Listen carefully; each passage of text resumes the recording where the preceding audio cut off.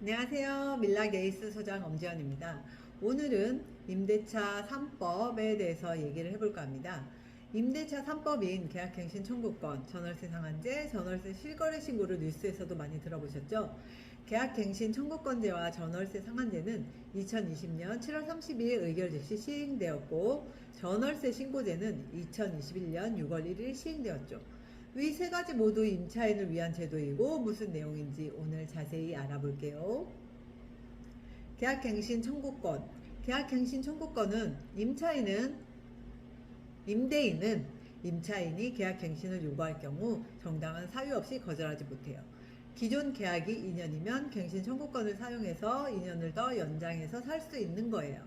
임차인이 임대차 기간 끝나기 6개월에서 1개월 전까지 계약 갱신을 요구하면 1회 하나여 행사할 수 있어요.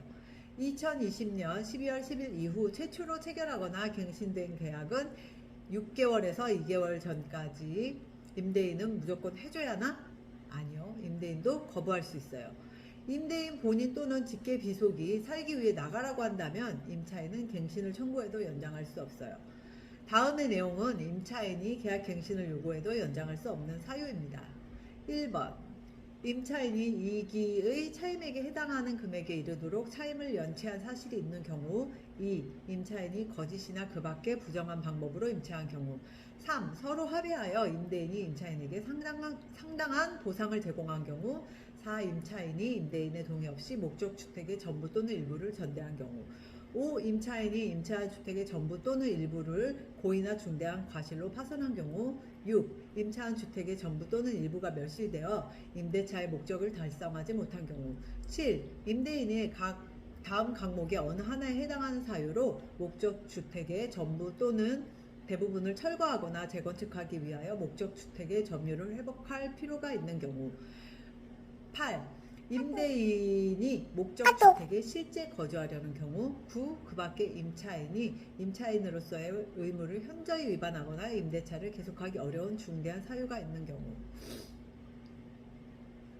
그런데 임대인 본인이 거주한다고 해놓고 몰래 다른 세입자를 들이는 임대인도 간혹 있죠.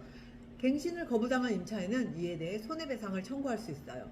일단 임차인은 갱신 의사를 통지했다는 사실, 임대인이 제3자에게 임대를 준 사실, 계약 갱신 거절로 인해 손해본 내용과 금액 등을 입증해야 하고 손해배상 비용은 다음과 같이 계산해요. 갱신 거절 당시 월차임의 3개월분 금액, 아니면 제3자에게 임대해서 얻은 환산 월차임과 갱신 거절 당시 환산 월차임 간 차액의 2년분, 또는 월차임이 아닌 보증금이 있다면 월차임 전환 시 산정률에 따라 월 단위 차임으로 전환, 또는 계약갱신 거절로 인해 피해본 손해, 위 네 가지를 계산해보고 가장 큰 금액으로 손해배상을 받을 수 있어요. 계약 만료가 되는 시점에 임대인과 임차인 모두 대응 없이 계약이 연장되었다면 묵시적 갱신으로 인해 계약기간 2년인 기존 계약과 동일하게 2년 자동 연장이 돼요.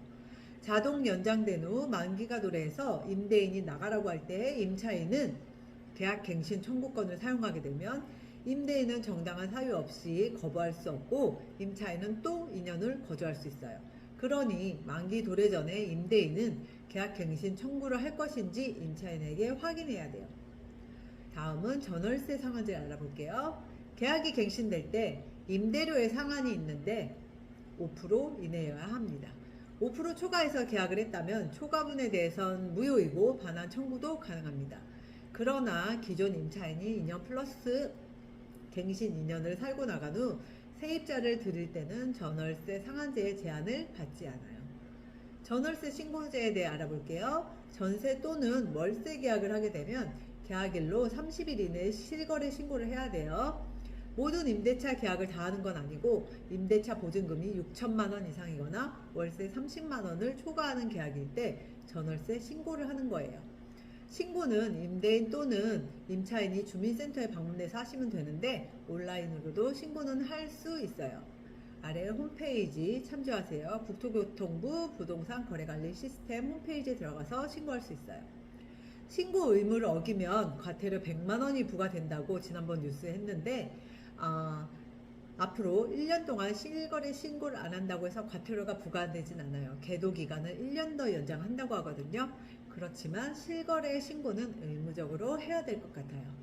이상 오늘은 임대차 3법인 계약갱신 청구권, 전월세 상한제, 전월세 신고제에 대해 알아봤어요. 다음에 만날게요.